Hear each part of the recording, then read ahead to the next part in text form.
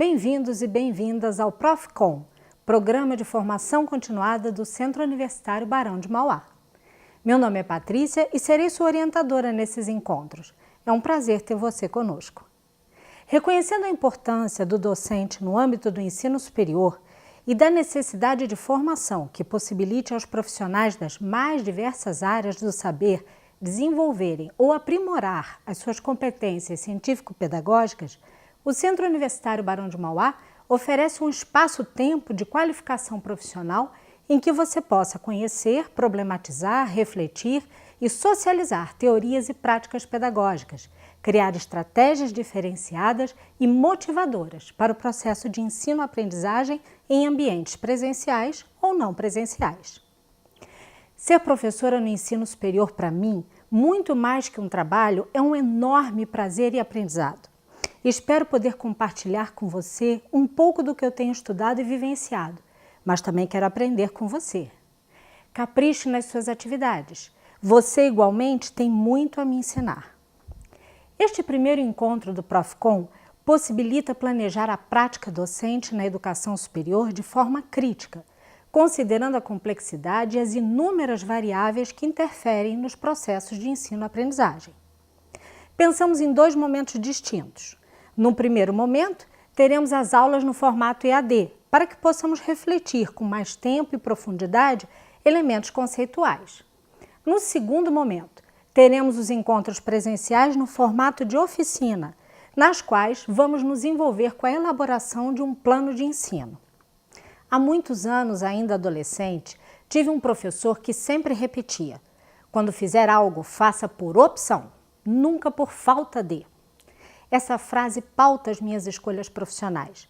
Escolher o caminho a seguir dentre diversas possibilidades, assumir um caminho porque foi o que eu escolhi, elegi ser o melhor e não porque não sei fazer de outro jeito.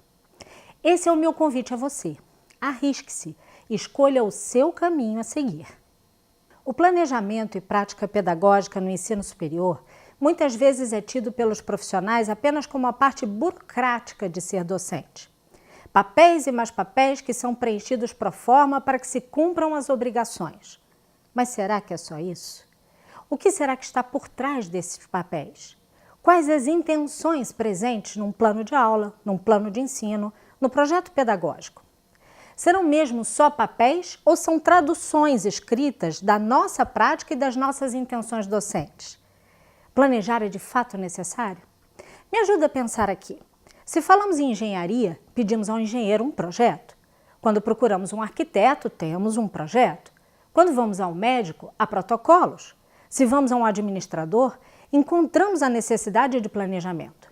O advogado, para nos defender, prepara antes a defesa por escrito. E assim, várias profissões exigem um mínimo de planejamento, de raciocínio e estudo prévio do que será feito.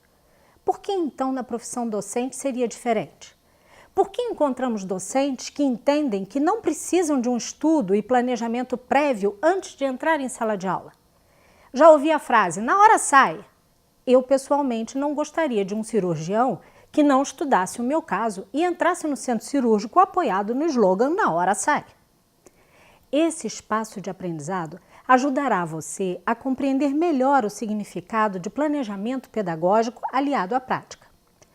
Para que possamos sair do senso comum e aprofundarmos nossos conhecimentos, separamos um ótimo material, além das referências bibliográficas que estão na trilha referencial de aprendizagem. É fundamental que você se organize para explorar esses materiais. Fique também à vontade para fazer sugestões por meio do fórum. Assim, nós aumentamos as nossas trocas e aprendizado.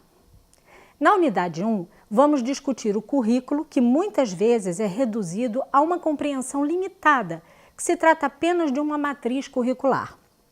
Teremos oportunidade de compreender que vai bem mais além.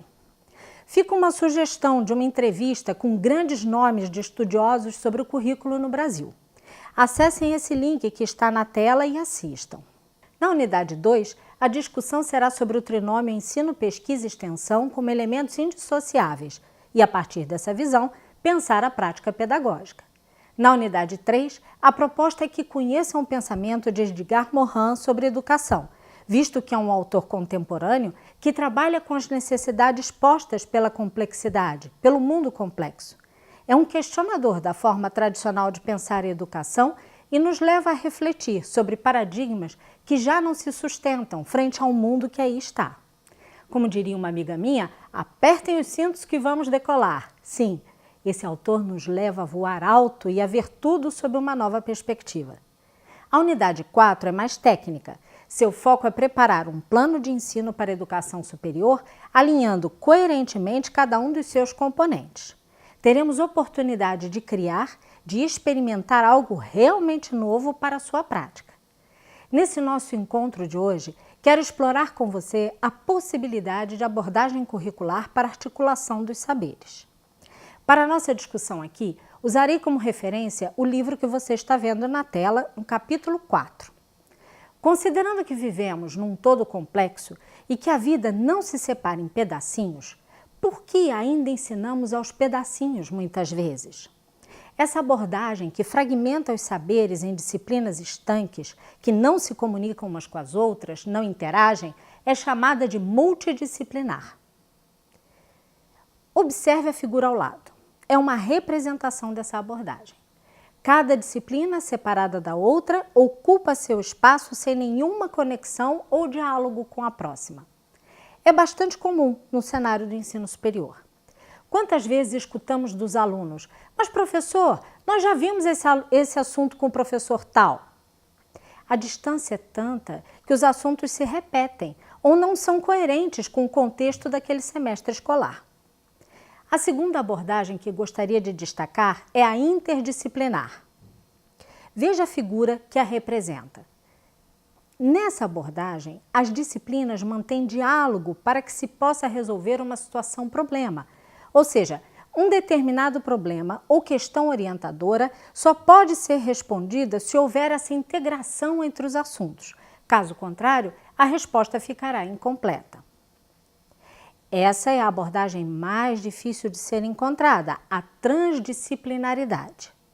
É um elemento além da interdisciplinaridade.